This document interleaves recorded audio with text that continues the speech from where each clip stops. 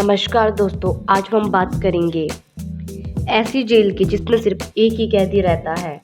तो चलिए दोस्तों, हम आपको इस जेल के बारे में कुछ महत्वपूर्ण बातें बताते हैं। तो चलिए दोस्तों, अब शुरू करते हैं। यह एक ऐसी जेल है जिसमें सिर्फ एक ही कैदी रहता है। इस कैदी की देखभाल करने के लिए 5 सिपाही और एक जेलर साथ रहता है। दुनिया रहस्यों से भरी हुई है। जिधर भी नजर डाले कुछ ना कुछ अद्भुत और रोचक नजर आ ही जाता है। और अगर भारत में आप नजरें घुमा के देखें तो आपको कुछ ना कुछ अचंभित करने वाला मिल ही जाएगा।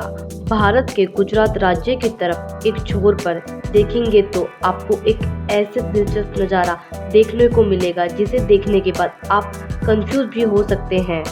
समुद्र किनारे एक आलीशान बिल्डिंग नजर आएगी जो किसी महल की तरह दिखती है, लेकिन आप जान के हैरान हो जाएंगे, यह कोई महल नहीं बल्कि यह एक जेल है। यह बात हो रही है द्वीप की। केंद्र शासित प्रदेश के रूप में जाने जाने वाले द्वीप की एक जेल की भरगता देखकर आप आश्चर्यचकित हो जाएंगे। किसी जमाने में यह जगह पूर्वकाल की कॉलोनी के भीतर में आती थी। करीब 475 साल पुरानी यह जेल सिर्फ और सिर्फ एक ही कैदी रहता है। जी हाँ, आपने सही सुना, इस जेल में सिर्फ एक ही कैदी रहता है। यह बात और भी हैरान करने वाली है। कैदी का नाम दीपक कांजी है और उसकी उम्र 30 साल है। दीपक कांजी पर आरोप है कि उसने अपनी पत्नी की जहर देकर हत्या कर दी थी।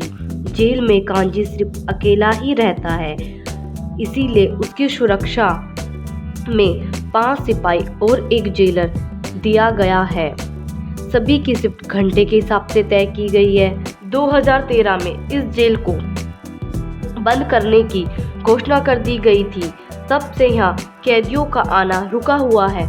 कुछ सालों पहले यहाँ 7 कैदी हुआ करते थे, जिनमें 2 महिला और बाकी पुरुष शामिल थे, लेकिन किन्हीं कारणों की वजह से उनमें से 4 का स्थानांतरण गुजरात की अमरेली जेल में करा दिया गया। बाकी 2 कैदियों की सजा की अवधि पूरी हो चुकी थी तो उन्हें रिहा कर दिया गया।